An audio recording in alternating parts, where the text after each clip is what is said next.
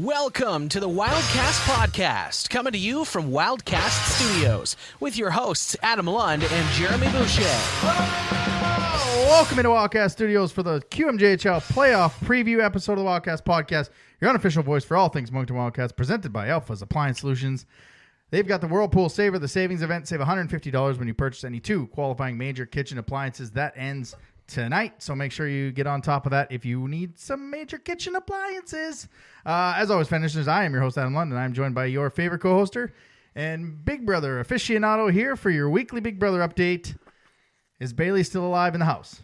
Bailey's still alive. Let's see how fast I can get this done. Okay, so last week Victoria had a household, and she nominated Vivek, my pick, and Goose. I don't know what Goose's first name is. Let's just call him Goose.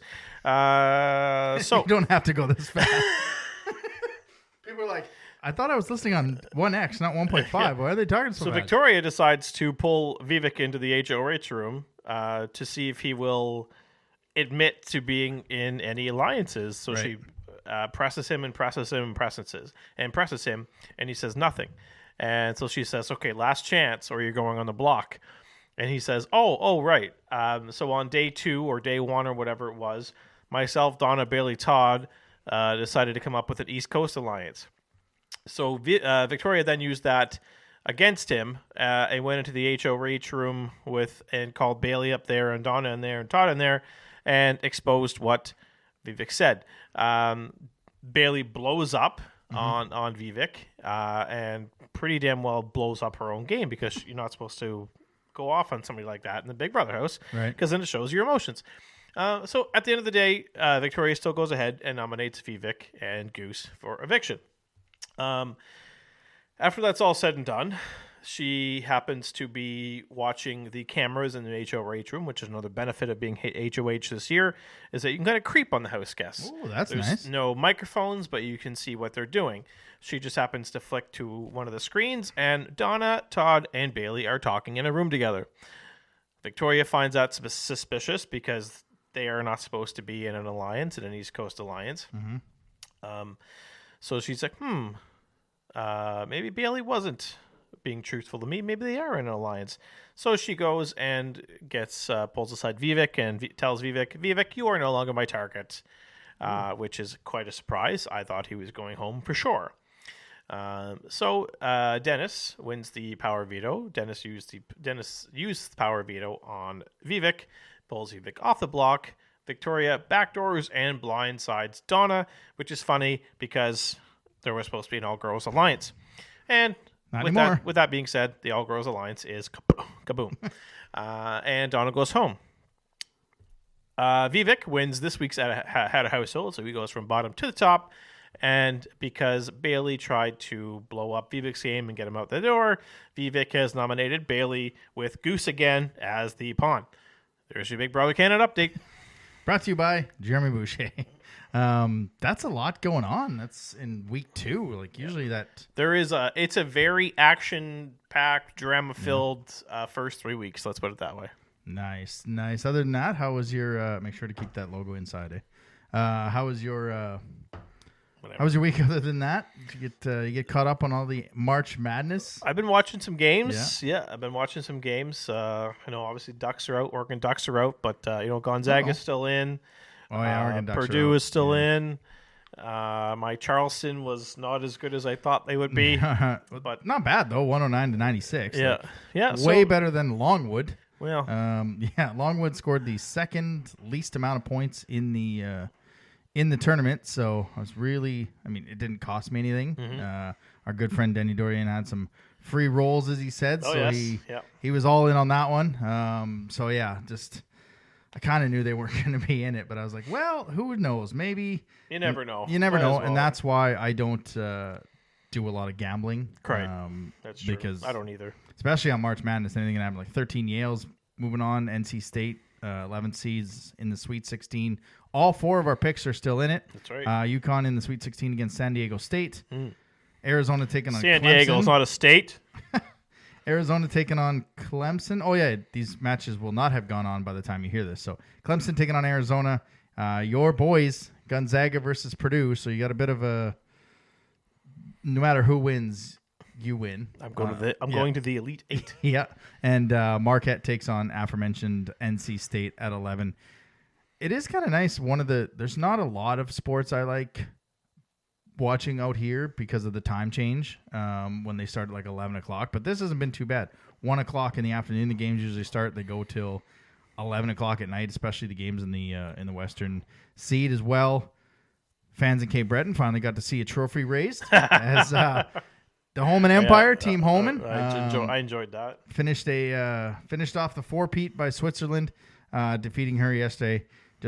She was unbelievable all year. I think she was 24-1 combined in the Scotties and the World. So good event though. It looked like it was quite full for most of it. So it was good to see. Yeah, and speaking of records, Team Canada women's and the Eagles, when they combined 21-1 in the last 22 games combined at Center 200. If you include Team Canada and the Eagles, that stat, of course, brought to you by David McKnight, who literally can pull anything out of his ass. Yeah, he's pretty good with the stats. Oh man, yeah, that's kind of it. I mean, other than that, there was nothing major. But I do have to ask, sir, as we went on a little road ski, road trip, a little bus trip. Yeah. Up to Bathurst. Great event from Nicole, Tanya, Bruce putting that together in kind of a short amount of time for all of us. What's the tuna story? Because when we kind of thanked everyone for selling the bus out and then, listening to our show, and I'll get to that in a minute because that's the second part. But Tanya's like, what's the tuna story? I got a DM for her. What's the tuna story? Yes. So you need to elaborate on that because you asked that in the podcast postgame with Plandowski. I did. So, yes, on the way back, there was a lot more talking going on. You could hear a lot more conversations going on just because I think everybody's tired. So on the way back, we learned that Alice Zielinski is apparently a very, very good cook. Yep. We learned that Caleb Desnoyers makes excellent homemade crepes. We also learned that Connor Trenham and Oscar Plandowski's billets make some can't-miss banana bread muffins. Yeah, 100%. So the tuna sandwich story is, I'm not sure who was talking, if they were speaking with Oscar or if they were texting him, but his billets made a batch of muffins for them for the team bus up to Bathurst on Friday. 40, I think I heard, and they were all eaten by the time the game ended. So apparently they are very good. If 40 muffins were eaten between the team and the coaching staff, that's 2 muffins a player. So almost. there was another story of if there's no more muffins, make yourself a tuna sandwich or something like that. So I don't know. Apparently his billets are very good cooks. Yeah. And they make everything from banana bread muffins to tuna sandwiches to this and that. So that's the tuna sandwich story. Okay. It was a bit of an awkward question. He definitely caught him off guard. Yeah. The muffin story, he seemed to know where it was going. Yeah. But that's the tuna story. Okay. Yeah.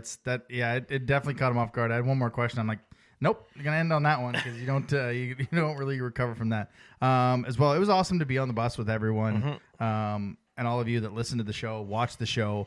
I said to Layla on the way back, I know there's impressions, like I know that YouTube has how many views and Spotify and all that, but it's still, I can see that people listening, but when they come back to tell us that they're listening or they enjoy the show, or I'm sorry I forget your name, but right after the game you're like, oh, I was listening and you don't have the history. Well, here's my picture with my son and Corey Crawford 20 years ago or whatever, and here he is now. And it's a lot humbling, but it's also very weird, but in a good way that people listen to our show. No, it is. And I think we've joked a few times, Adam, about, it's come to the point now where, there should be a player's autograph table. Yeah. And then a podcast autograph table. Yeah. If anybody wants our autographs, we're happy to sign. I'm not going to sign a Wildcats jersey. I think that would be no. But if you want me to sign your your pay stub or something that I have your personal information on, I will gladly do that. Oh, it'd be funny is if we got someone to take those awkward Walmart photos of us. Oh, yeah. And just print those out and sign those bad boys. Will you sign my SIM card? Absolutely. Yeah. So But yeah, it was an awesome event. Hopefully we can get more next year. And I know they were talking about once the schedule comes out, they'll put some overnight trips together depending on who we play in Quebec and when we play. But very good event from Tanya, Bruce, and Nicole putting that together. And of course, meeting all of our fans. Just wish the outcome would have been a little bit better. As always, don't forget you can follow us on the social medias: Twitter, Moncton Wildcast; Instagram, Wildcast Podcast; TikTok, Wildcast Podcast; and of course, don't forget to like, smash that subscribe button on YouTube, and don't forget to hit the little bell. You'll be notified when we do the podcast post game, as well as maybe some YouTube watch parties in the playoffs. All right, so we got a quick question. It comes in from Instagram from Shadow Wolf 8871. His name's Brandon. He's usually always on our lives, and he's very interactive, whether it's YouTube or that. So here is his question. Hey Adam and Jeremy, it's Brandon, also known as Shadow Wolf on Instagram. My question is, with Mueller most likely leaving next season and big shoes to fill, where does the team go and get this kind of talent? Is there any players you guys have in mind you would like to see the team get? I think we've kind of addressed this on a couple of occasions. Yep. But there's obviously some rumblings out there of an acquisition that would be coming along to, I guess, make up for Mueller going away next year. That's obviously to be confirmed at a later date. Mm-hmm. But no, there's every year we turn around. There's always an offensive leader or two that moves on. It's when the Kalmakov was gone and LaBelle was gone, and we had to find a way to make up for those guys. So it's all about players, and whether it's bringing someone in or a player, stepping up, having a year that we didn't expect, which was Mueller this year. Mm-hmm. I didn't expect him to have 30 goals for sure, right? He had 32 goals. I didn't expect that from him. So it's, if you can find somebody internally to step up, with Dinaway, I think he had 18 or 19 goals this year. 20. He hit 20. He got 20, did he? He got to 20, yeah. So if he can, I don't know, double it, but if he can get close to 40 next year, that would be unbelievable. And I know it's going to be tough, but I think he can get there. And that's you've got to get.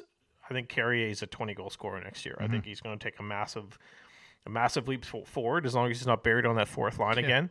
And I think at the draft we'll have a better idea of what's going to be coming in to replace the loss of Mueller, and we'll also have some guys internally that will be that'll step up. Yeah, I think. Locker room wise around the guys, I think that's already in house. I think that's Denway. I think that's the logical next player to kind of rally the group around. In terms of that, I think had Collard not had the season he had this year, I think he would have been the guy that would have taken that next step. And I think if him and Lounsbury kind of stay where they are, but also elevate a little bit, I think we should be fine again. We're gonna have players coming in and around the draft, in and around free agency. Like, you don't know what you're going to get in terms of that. But I think off ice, I think they've got that in house with Denway, and I think the guy that has been rumored, and of course we heard some different names on the bus trip. But if it's the guy we've heard rumored, obviously he's gonna put the puck in the net. So I see that, and offensively, a guy like Mercier, he'll be more comfortable in that top six role, and I think he can kind of take that second page of the stats, get up to the he had 16 this year. If he doubles that, gets up to 30, well, that's Mueller's production right there, and you've answered Mueller's production per se with Mercier, and then in the locker room with Denway, and I think that's how you kind of fill this role. You can't just bring one guy in expecting to be Miles Mueller. I think you have to bring in, by committee. And they had that scoring this year. Loshing 37, Mueller 32. Those two were driving the offense. But like I said, Collard and Denway were the only other two with 20, but Lounsbury had 19. I guess Sump had 21, sorry. Moran with 12. Mercier 16. Auger, the quietest 18-goal, 40-point plus 26 season ever. That's like we had scoring by committee through the three lines. So I think that's how you kind of address that situation going forward. Agreed. Thank you for the question there, Brandon. We truly appreciate that. I don't know if we're going to go quick questions in the playoffs just because the episode's now come out a little different time-wise so that we can stay current with some of that moving forward. But let's get into some news and notes from around the queue. News and notes from around the queue. All right, so the league, even though they were taking out fighting and everybody said they weren't going to show up, the league got over 2 million fans league-wide for the first time since 2018-2019, with having the lowest fighting numbers, 35 fights this season, which was 5 more than last season. In banning the fights, 5 more than last season. In 2004, there was 702 fights in the Q season. Oh, man. So, yeah. like, that's That's a change. Yeah, and I think Stefan LaRue had that tweet of how many fights. I don't know if he had the 2018-2019 year in his stats there that he had. I should have bookmarked it, but there it is. Show more. In 04-05, 702, 2010-11, 474, 2014-15 season, 399. Last year, or 21-22 was 80, 2022-2023 was 85. So... Wow. Yeah, 30. It's been drastically. It's been going on. It's been going down, right? So 95% of the games this year didn't have a fight, and I can only remember 2 of ours, and that's for both games. Mm-hmm. One in Gatineau and one at home. Yep, I agree. That's crazy. Yeah. Well, it's the message got across. Yeah. Right. These players could have fighted. There's tons of opportunities for gloves to be dropped, and they're like, "Oh crap, the rules." Yeah. The rules. The rules and the linesmen did a decent job getting in there to stop most of them. So. And honestly, too, they called more, and the penalties were stronger for hits to the head, blindside hits, kneeing, stuff like that. Like that's what I was looking for. So the league did a good job there. Anton Burrow of the Huskies won the Jean Beliveau Trophy this year for 107 points on the season. Probably MVP of the year, which you had his name in your mouth, but you also went Royal Bayard. So close. Had the line mates. First Victoriaville, now Drummondville. Some devastating news on the back end. Maverick Lamoureux will have surgery and is out for the playoffs. Got a feel for the kid. He played 35 games last year. He got into 9 playoff games. 36 this year, I think. They're built like they're the team that I've got going to the finals. The problem with last year is they weren't built for depth. This year they're built more for depth, but it's not going to hurt them in the first round. But I think it'll hurt them when you get into that third and finals if they get there. Oh, for sure. Like he's a big part of their team, but I think they also have the bodies on the back end to kind of make up for it. It's a huge loss. It's hard to make up, but there's a reason why they focus more on their defensive side of things at the trade period. And it's almost as if they saw this coming. Defensive wise, they got Komarov. Well, they got the defense like the Vegas Golden Knights are all 6'8" or something like that. Komarov, Diot, Beaudry, Simon, Brunet, Rotundi, and Gaudreau is a rookie. But they've got some bodies in the back end. They've got some depth. Those are the ones that played the most. Vincent Desharnais is probably going to punch in there. He only played 4 games, but the playoffs is where you can hide a defenseman, and if you're smart and in that first series you're not really going to have to worry about it, you can kind of roll 5 defensemen and just kind of keep the guys fresh. It's when they get into that third and fourth against Rouen and stuff like that they're going to get into some issues. What else do we got for players of the week? Another Moncton Wildcats opponent gets on there. Alex Lallier, yep. All right, where is it? There we go. Alexander Blais from Rimouski. 2 games played, 2 goals, 4 assists. Brody Fournier of the Sea Dogs. 3 games, 4 goals, 2 assists. Alexander Lallier. That one line should have been Roland's too. 3 games, 2 goals, 4 assists. Komarov, as I spoke about, a goal and 4 assists in 2 games. Julian Lante of Shawinigan, no goals, 4 assists. And Carter Bickle of the Islanders, 1-1-1 for .945 save percentage and a 1.89 goals against average. The player of the week was Brody Fournier of the St. John Sea Dogs. Like I said, 4 goals, 2 assists in those 3 games. You really could have put Rollins in there the way he was playing playing against Moncton. I think he's had something like 17 points in 9 games, and technically 17 points in 7 games because 2 of those 9 somehow Moncton held him off the score sheet. Wow. Yeah, you don't see that very often. Yeah, we'll get into those playoff predictions and where I think if that one line in Bathurst can do some damage. Yep, and so now you're going to get a bit of a different segment. We don't actually know who the award winners are when this drops, but the awards were Monday. Congratulations to all the winners, but I was able to go there after we were done recording and have a chat with the MVP, the Rookie of the Year, Offensive Player of the Year, and the Rebecca Schofield winner. So again, congratulations to those winners. We don't know who they are right at this point. But Fans' choice as well. Yeah, fans' choice. That's what it was, not offensive. Fans' choice. Let's see how your prediction skills are. MVP is? As good of a season as Loshing had, I mean, my MVP is Mueller. You know, I think he was consistently one of the best players all season. Yep.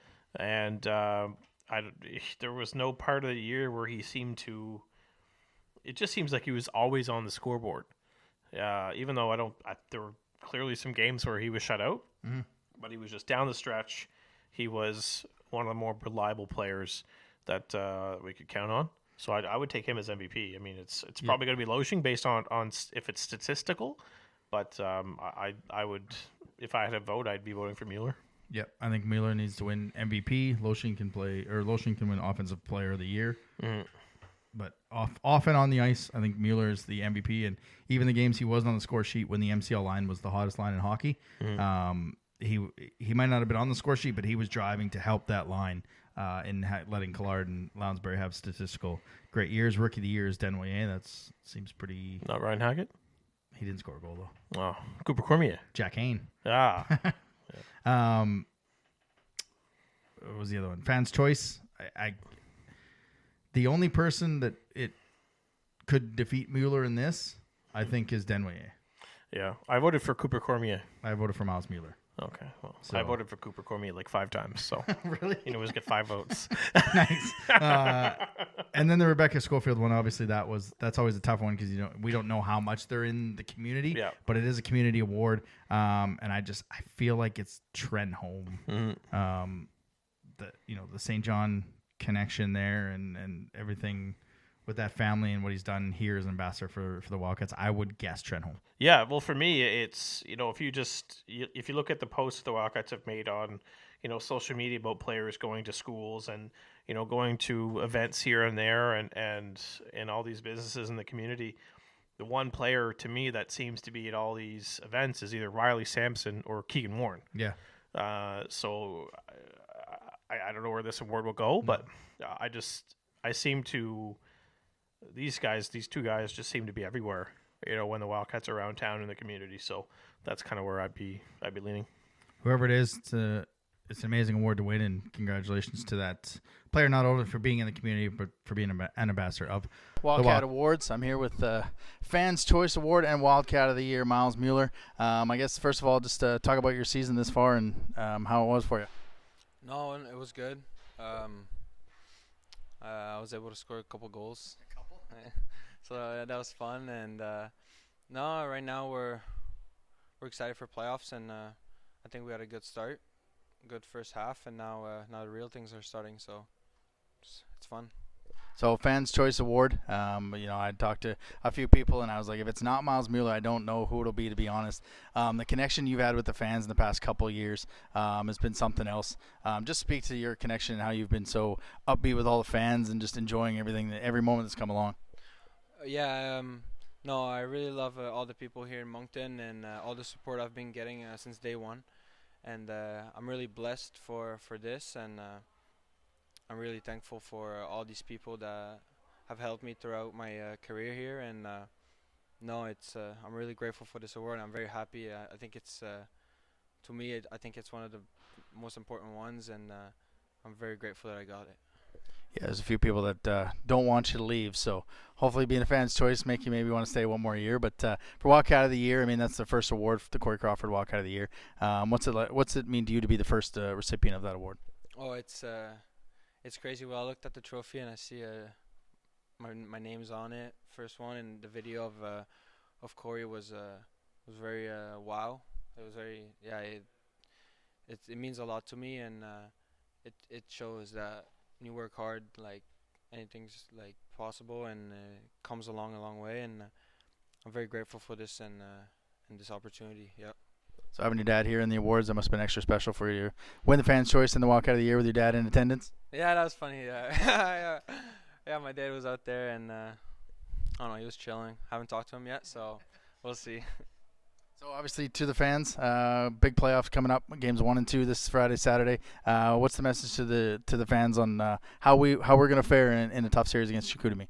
Well, it's not gonna be an easy game, so I hope everybody shows up, because we need your support, and we're really hoping that it goes our way, and we're gonna work them down. So it's not gonna be an easy series for either team.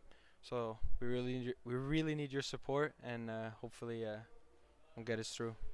Perfect, man. Congratulations on both awards. It's been a pleasure to watch you here. Let's Johan Loshing and captain of your Wildcats. What does it mean to not only to be the captain of this team, but also the MVP?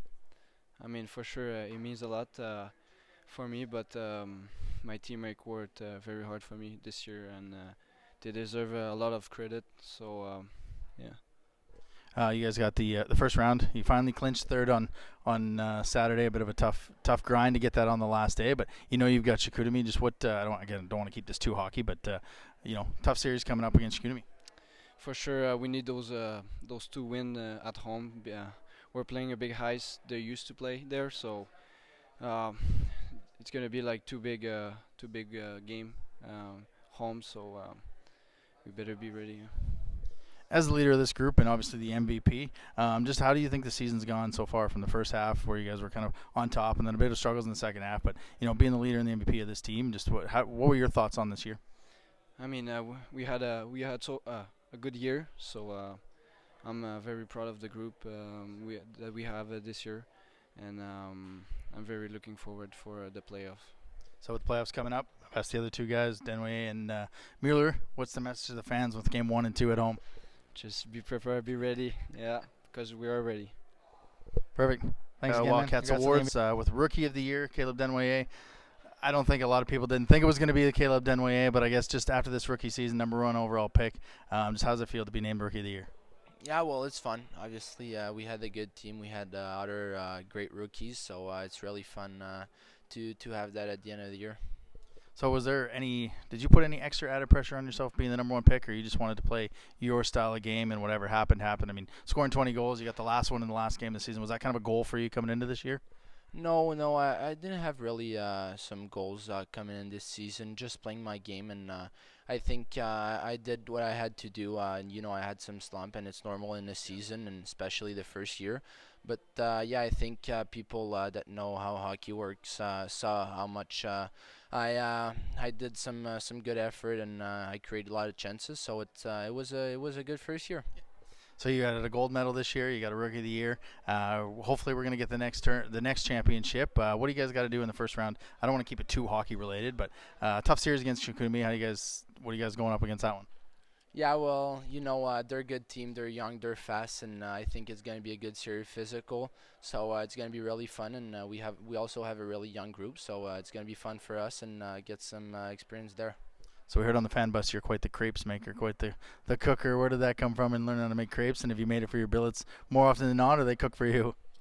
Mamie Jeanne, my grandmother, showed me how to do those good crepes, and I showed Jeff and Melody some special tricks, and they enjoy them.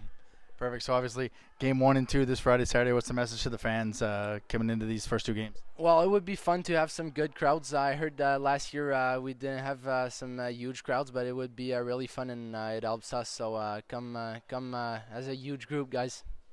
You heard it there first, Rookie of the Year, telling you to get out, get your tickets.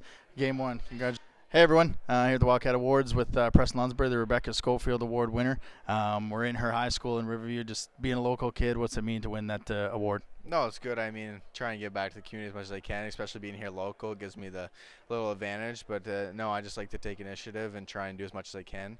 I joined the Hockey Gives Blood team this year and gone to a bunch of schools, so it's fun and I enjoy doing it.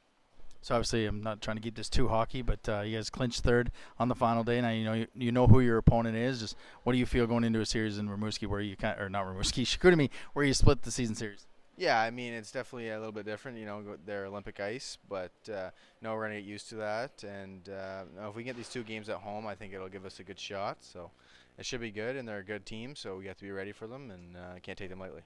So obviously this has been quite the year, and it's not just a Preston Lounsbury Award; it's a community award. And no matter who's going on in the community with you or your teammates, you always want to be out there getting the fans hyped up, and being with the fans. Just what was that like this year? How many events did you go to? Was it a lot of things that you were doing in the community? Yeah, I mean, like I mentioned, the Hockey Gives Blood, something I joined and try and encourage that. I visited my school a couple of times that I grew up going to, and then I went to some in town in Moncton here.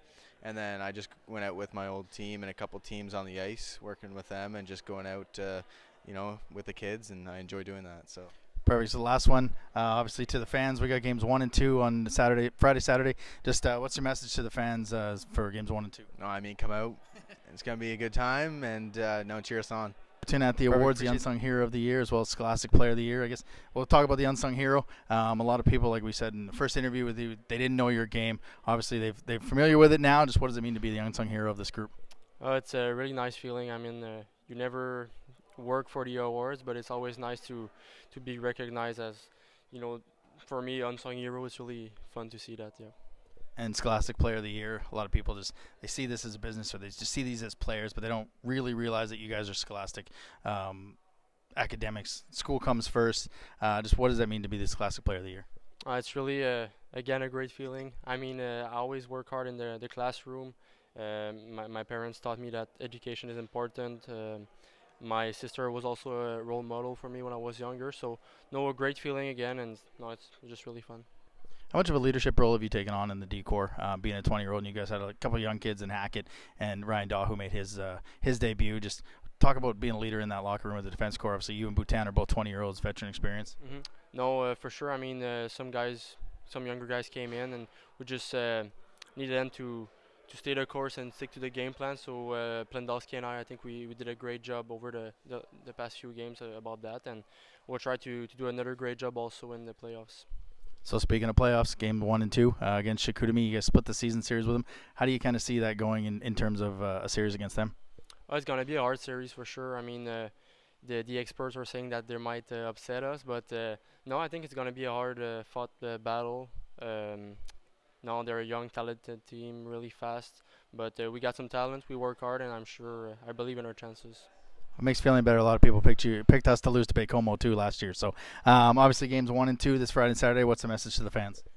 Just come as many as possible, and it's gonna. What's up, fans? Here with Keegan Warren at the Wildcat Awards. I guess just being at this award, what did it mean to you this season? You came in a little bit late into the season, but you had a pretty good year. I don't think you lost in the regulation your first 13 games. Just how was it for you this year?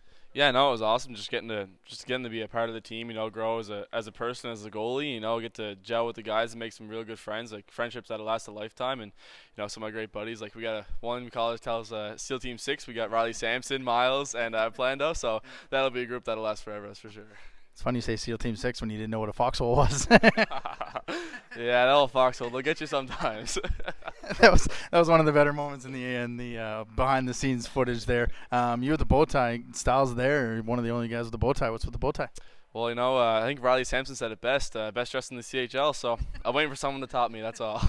Perfect. Obviously we got a series against Chicoutimi. You guys didn't clinch that until the last weekend of the season, just which you got the big win for us. Just what do you see in this series with Chicoutimi?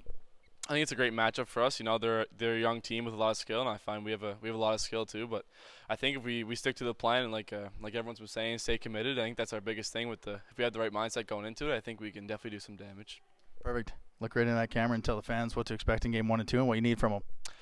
We're gonna battle hard, put pucks deep, go to work. We're gonna dig them a grave. Perfect. Cats. All right, let's get into the weekly rewind and the playoff preview that you guys are waiting for. Weekly Rewind. So the Wildcats finished the season 2-1 on the week, finishing a record of 38-23, 4-3 for 83 points, which is second in the Maritimes and third in the conference, which we now know sets up a playoff series against Chicoutimi. We're going to go quickly through the games of the past week because they're over. We want to get to the playoff preview, but Patrick Lever show. Yep, Patrick Moving Lever on show. Moving on to Friday. Milo Rollins show in Bathurst, and Well, the 3-0 blowing the 3-0 lead, being outscored 7-1 in the final. 7 minutes or so. No, because they scored their first three goals. Their first three goals in 3 minutes, right? Yeah. So they were outscored 7-1, and Bathurst didn't get their first goal till the final minute of the first period. So they were outscored 7-1 in the final 41 minutes. That can't happen. No. That can't happen, and that's what happens when you think a 3-0 lead is safe, and it's the worst lead in hockey. Everybody knows that. And when your power play, you get a chance with a 5-minute power play, and a 3-minute 5-on-3 or 2-minute 5-on-3, and you only get one goal, and that's which we'll get into. That needs to be better in the playoffs. And then Saturday at home, another almost blown game. Thank God they scored first. Yeah. Like, I think if Bathurst scores first, I think mentally it creeps in like, because at that point, I mean, they were fighting with Cape Breton, and Cape Breton was leading, and then they were tied, and then they got up 2-1, and they kind of took it over, and they ended up winning in overtime. But at that point, I don't know who's looking at the scoreboard or if anyone is during the game, but I know fans probably were, and they're like, it was refreshing. Yeah. So it's like you can't. Luckily, they scored first. They outscored. They just kept punching. You know, that's it. It was 6-3 at one point, and I was like, "Oh, this game is over." Yeah. And nope. Yeah. No, it was 6-4, and I was like, "Well, we should go downstairs to get ready for the interviews." Blah blah blah, because these kids, want to get out of here. And all of a sudden, it was 6-4, 6-5, and then Jack Hayne got his first two goals in the queue, and he was the leading scorer in Nova Scotia U18 hockey, and you can see why. He's got. The pass from Mercier was on a platter. He kind of got the rebound on his second goal, but it wasn't long, and it was just a quick snap, and it you can see his shot. Like, you can see why he was the number one quick scorer. Release. Yeah, it's. Like I told you, when it gets white. I texted you. I said when it's white knuckle time, you can always count on the Hayne train. Yeah. And the funny thing is when I sent that, it was after his first goal. I didn't think we'd need another one from him to seal the deal, but no, good thing he got two. Yeah. Did we ever need to count on him there? So that's how they kind of finished it. They clinched the third spot, and like Oscar Blandowski said, wasn't pretty, but they got it in that final game, which led us to a 3-versus-6 matchup against Chicoutimi. Fun fact: if we went old school league standings, we would take on the Armada. Nice. I would feel a little bit better about the Armada. Another matchup against Chiarlo. Yep. All right, so we'll go through the Western Conference and we'll go through the Eastern Conference. These will be there's some matchups that we don't need to spend a lot of time on, but we'll save ours for the very end. So we're not. So that's why it'll be out of order. St. John Sea Dogs qualified to cross over and get a trip with Drummondville, and can this be done in 3 games? 3? Yeah. Give me 2.5. Yeah. Yeah. It's respectfully, St. John, congratulations on making the playoffs. I know Briar are going to get a nice little paycheck for another 2 weeks, but yeah, well, I think. Lever showed that he can steal a game, but I don't. But think I don't think he not against. Yeah, there's one thing in stealing games against divisional opponents, but when you're taking on Drummondville, who's got aspirations of playing into May, they're going to come at you at waves, and this is their best opportunity is game 1, but he's got to have a 57 1-goal performance, and they win 2-1. But I don't see it. I think it's in 4. Yep, I agree. Drummondville Voltigeur is in 4. All right, let's make it even. Both in 4. Yeah. All right, so the Huskies and the Olympiques. Yes. Gatineau's come out with their. They seem pretty confident. They seem like. Everyone's got a plan to get punched in the mouth. No one's expecting anything out of Gatineau. They weren't even supposed to make the playoffs. In 4. You know what? Rune Aranda's kind of had even a little. I wouldn't say inconsistent, but they've had their off nights. Yeah. And I think Gatineau has what it takes to take advantage of them on an off night. So I'll take Rune Aranda in 5. Give him 1 win at home. Yeah. The Bob. Well, it's not really the Bob anymore, but the Slush Puppy Center. Yeah. Silly. They don't have the Fantôme is this the Fantôme. It's like you weren't around for it, but it was the ghost of the Guertin, which is You explained it to me. Yeah, it was. Yeah. It always there was always a playoff thing where it was Weird things happen there. weird things happen Yeah, in the you playoffs to the explained visiting that. teams, and somebody actually dressed up as a ghost and sat behind the opposing goalie's net, and like this other. It's funny, but the ghost of the Guertin isn't around anymore. So, but like I said, I'll take Rwanda in 5. Yeah, I remember you explaining that to me because I think it was one of the games and somebody dressed up as a ghost in like one of the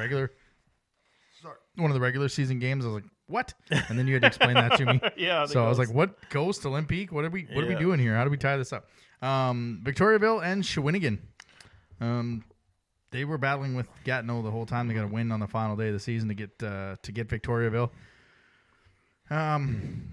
I went first on the first two, so you can take these next two first. Yeah, so for me, I think this is another one where I think Shawinigan can probably catch Victo on an off night. So, I'll still take the TIG. I'll take Victoriaville in 5.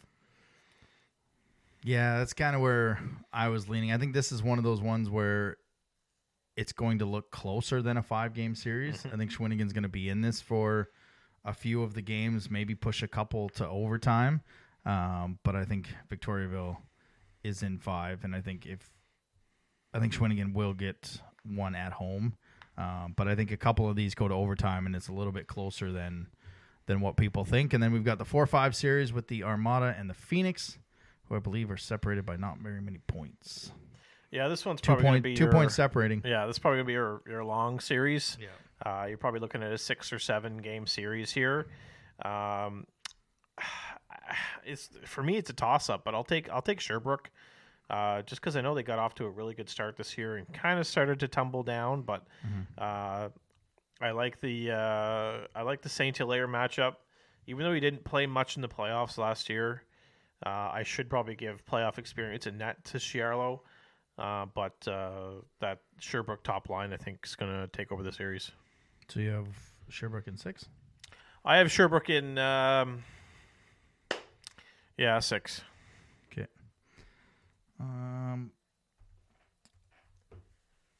It's going to go 7. These teams the Armada won the season series 3-2.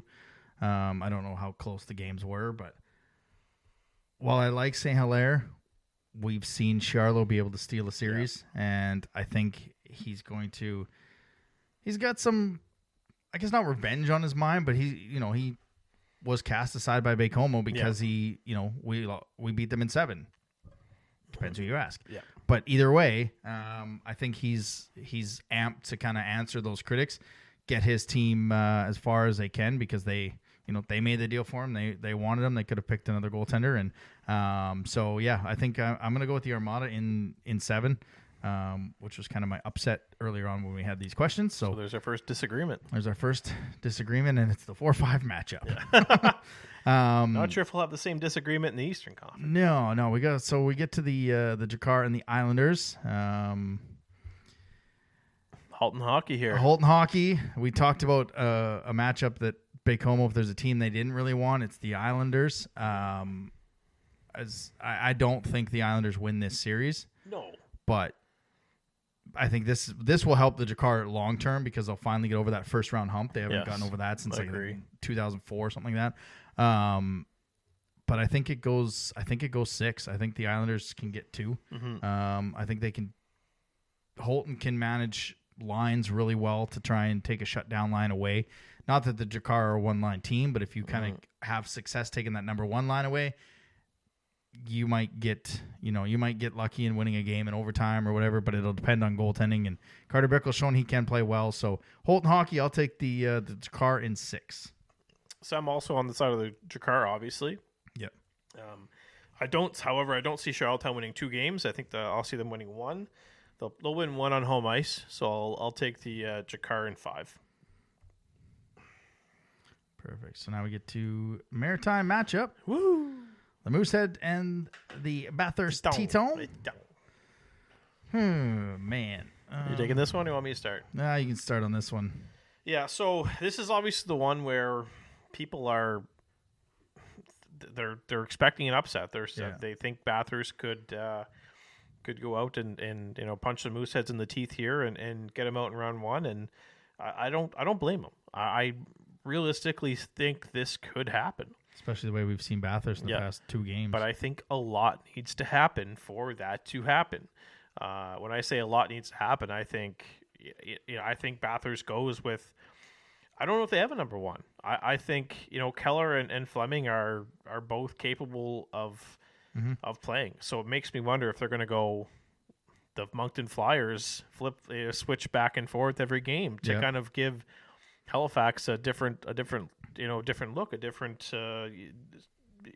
it's not the same goalie, right? It's but again, I think another thing that's going to have to happen is Bathurst top line will have to dominate this series.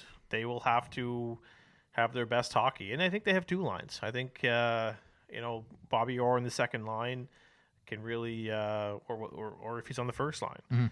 This top line in Bathurst, if Halifax can contain them, it's over. It's over in 4 or 5 games. But if they get loose and they start dominating the play down low and cycling the puck around, Halifax is in trouble. Especially we've had success against Halifax when we're cycling the puck down low. Yeah. Right. But as soon as they get control and the Cataford line and Vidicek line are in the offensive zone, they're a threat every time they're on the ice. So I think if Bathurst can limit the amount of time that Cataford and Vidicek are in the offensive zone, I think they have a good chance at winning this series.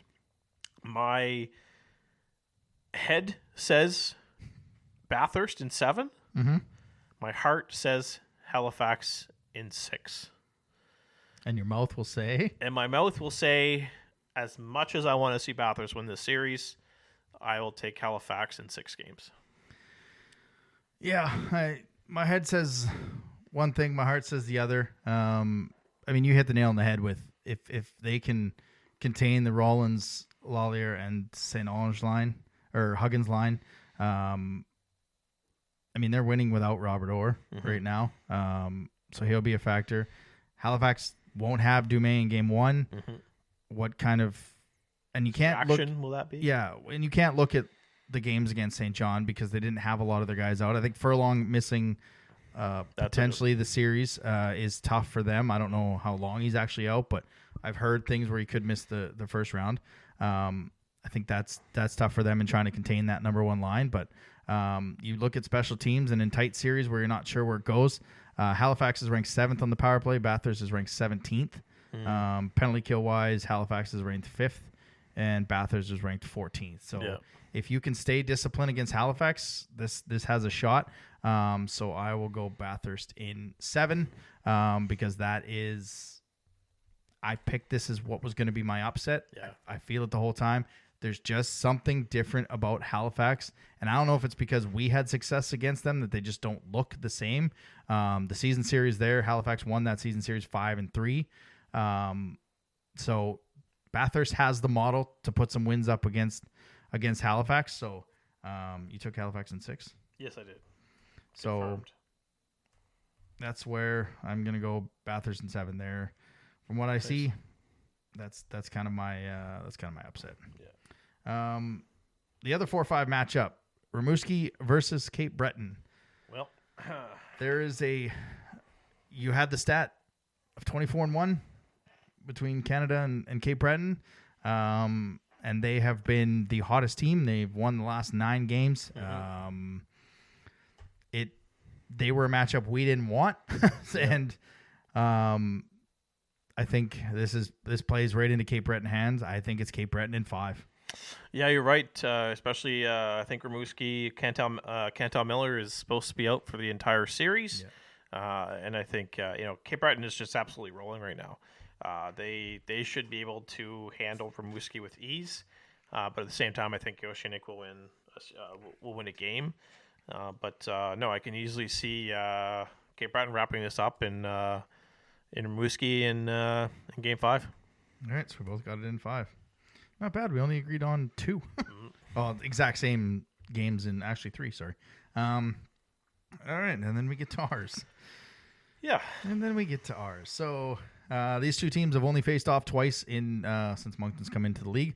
1998 in round 1, the Wildcats won 4-2 in what was the weirdest playoffs that you get into. I'll find that while I look on it. And in 2015, the Wildcats won in round 1, 4-1. So both times they met in round 1, the Wildcats a 5-game series and a 6-game series. But I don't. I honestly this. So while I'm getting to it, it was a quarterfinal. Everybody played, like in the quarters, and then in the second round, it was a 6-team round robin, divided in 3. So back in 1998. It's a little weird, but Don't remember that. Nope. Let's get into when I looked at these 3 teams that we were playing, the good, better, best matchup. The good one was Cape Breton, or was Chicoutimi. Sorry, no, the worst matchup was Cape Breton. The okay matchup was Chicoutimi. The best matchup was Rimouski. Well, we got the okay matchup. They split the season series. We won 8-2 here. They won 6-3 in one of probably our worst games in terms of turnovers. It just nothing could go right on that big ice. It is a 2-3-2 series, and I've gone back and forth on this one since it was announced. And if it's special teams, and it's we talked about in the Bathurst, they had that 5-on-3 for 2 minutes and a 5-minute power play as well, and they got 1 goal. Yes, they lead the league in overall power play, which they've never done. They've never had a 28% clip on the power play. But it's about the timely goals when you get that power play and changing the momentum. Chicoutimi is 3rd. They're at 26, so you can't take penalties against them. In terms of penalty killing, you've got Moncton at 8 and Chicoutimi at 7. So there's opportunities to score on the power play, but you've seen teams kind of figure out, and unless Moncton changes the whole power play in this week of practice so that no one's just standing on the edge, it doesn't matter who. Loshing, Bhutan, AFG, it doesn't matter. They try to get that one guy on the dot instead of moving around and getting puck movement to get a timely goal when you need it. I think where this helps Moncton in this series is Chicoutimi's kind of physical, but they're not as physical as what Cape Breton would have been. Not as physical probably as what Rimouski would have been. So I think in a quote-unquote track meet, and I don't mean 8-7 and 6-5 games, I think Moncton can hang, can play on the big ice. What else you got? Because I still don't know who I'm picking. So you mentioned that Cape Breton was hot coming in 9 straight wins. Believe it or not, in the final 20 games of the regular season, Chicoutimi was the best team in the entire league. Yeah. 16 wins and 4 losses. Yeah, and we were not. I think we were 10-10. We were 10-10. So we're, that's a clear demonstration of just how hot Chicoutimi was in the final month and a half of the season to move up to where they got. Yeah. So I think we're in tough in this series. When we started doing the show, Adam, I think you and I, that 1 year against Rimouski, we were the only ones to pick the Wildcats to win that series. Yeah. There was no, I went through everywhere as I could find. Yeah. And we were the only ones to take Moncton to win that series. We've been pretty good with our Moncton predictions. Same as Baie-Comeau too. Yeah. Yeah, we picked Baie-Comeau twice, right? When Jacob Stewart, when there was the Game 7 at St. Louis. Yeah. Not a lot of people had the Wildcats winning that series. Nope. We took them. Yep. Right? This is, you know what? I don't have a good feeling about this series. No. I really don't. And I think for the first time ever, in a first round, I'm going to take the opposing team. I really do not like this matchup for reasons. I trust this team. I trust the players. I pick them to go all the way to the finals for frig's sakes. Yeah. But there's an issue that's behind the bench that I think is going to catch up to this group in this series. And I have no issue saying it right now, but I think Chicoutimi will win this series at the Avenir Center in Game 6. Oh boy. Yeah, you go through the lineup and Moncton's forward. I would give them the advantage. You got to remember, Chicoutimi's young as well. They're younger than we are somehow. We're still a young team. We're getting, the last week we were probably even younger with some of the call-ups we had. Yep. Telefontaine is capable of steering the whole series. We just keep running into hot goaltenders, whether it was Charlo last year, Telefontaine this year, Gravel 2 years ago, or in 2019, because I don't count the other playoffs. But the first 2 games will be key because this coaching staff, and when I say this coaching staff, I mean the guy calling the shots, doesn't get the team on track, doesn't get them ready to go in big games. I think another factor too, as of this recording on Monday, there's been no Wildcats official series schedule. There's been no talk of tickets. There's been no talk of anything. The Ticketmaster thing right now looks abysmal, and it's unfair to these kids. I mean, you put 4,000 people in that building, it might be loud enough to get them. I said on the live, every time they scored, they were jacked. Because the building was loud, and that's what you need in the playoffs, and that's what Chicoutimi's going to have on the big ice. Yep, guaranteed every game in Rimouski's going to be full. I would be surprised if Chicoutimi has more fans in games 2, games 3, and 3, 4, and 5. Yeah. Then we will have at game 1 and 2. They have a 4,300 seat arena, and I can almost assure you that it's going to be full. It's going to be jam packed, especially if they get a split. Yep. And that's if Moncton can get both games at home, then I have full confidence they win the series. If they split, Chicoutimi's winning this thing. Yep, absolutely. But with that being said, we didn't believe in Dan last year against Baie-Comeau, and we still took him. And we don't believe in Dan's coaching this year, but he somehow continues to make things happen in the playoffs. We're 5-1 in Game 7s at home. We're 4-1. I'm going to take the Wildcats to outlast Chicoutimi in 7. It took a lot to get there, and I was on the Sags bandwagon pretty much until those words came out of my mouth. But it's basically been a carbon copy of last year, and we didn't trust the coaching staff last year, and by staff I mean him. But he got us a 7-game series victory over Baie-Comeau, in which was back and forth the whole thing. I don't think this thing's going as many overtime games. I think we fans of the Q got robbed in not seeing Chicoutimi versus Cape Breton, because I think that would have maybe rivaled our series last year in this first round. So call me a homer if you will. Call me whatever you want. I had to disagree with Jeremy, whatever you want to say. I truly did not know until those words came out of my mouth. So, yeah, I've got the Wildcats in 7. So if if my scores hold, Moncton will take on Cape Breton in round 2, and the Drakkar will take on Bathurst, and Moncton will get Cape Breton in round 2. If yours holds, the Baie-Comeau will take on Chicoutimi, who they've had success with, and an all Nova Scotia battle as the Mooseheads will take on the Eagles. Nice.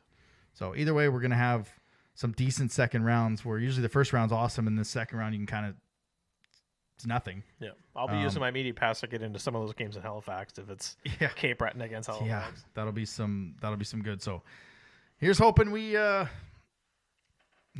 really right and Jeremy's wrong, and here's hoping Jeremy's not right and I'm wrong. But again, it comes down to the first 2 games at home. If they're not ready to go, and you can't get up 3-0 and let a team punch back, that'll be. If I win that 50-50 at Needs on Wednesday, first thing I'm going to do?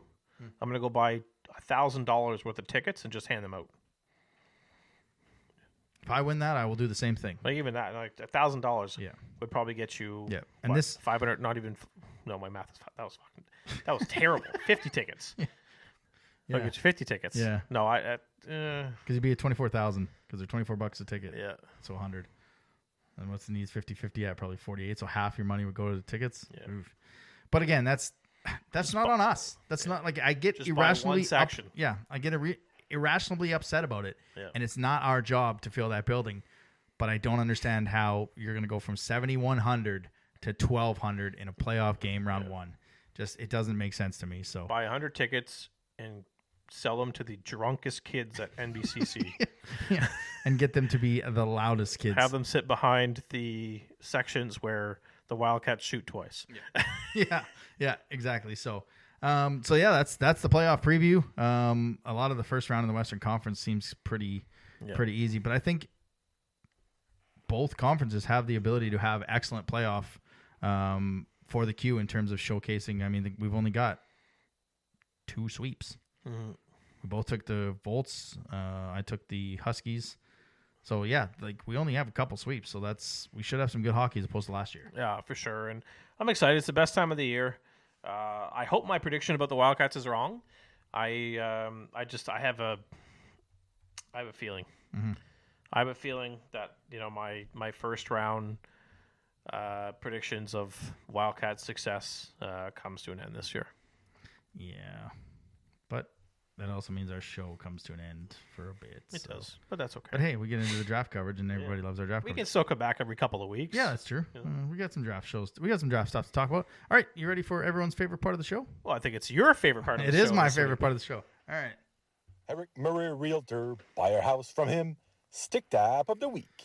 All right, so for the last regular season show / the first playoff show, we're mixing things up here, because the Stick Tap easily goes to someone who more than deserves it. I'm going to try and keep it together a little bit more than I did on Saturday night. Underneath they finally got the schedule on the website. Too bad they can't tweet it.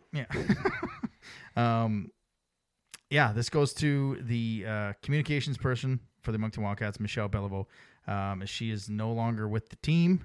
She is moving on to the PWHL, and we had one of our sponsors step up and give us a nice little gift basket, bottle of wine. We gave her a gift card for a night out on us because what she's done for our group, for our podcast this year. I mean, you guys have been with us for 7 years now, seeing what we've done from an arm's length, how many times we were ignored on an email when we wanted to get a player on, or when we tried to have a player on, we had to have them on and then send it in and wait for confirmation. It was a hassle. And honestly, it was tough to want to do this week after week after week and year after year without anything from the team. And it's not the players. It's not general manager Richie Tebow. Rick Melanson, the assistant general manager, is good to us in the rink. Everyone else around is good to the rink. It was just the communications person. I think that came from above.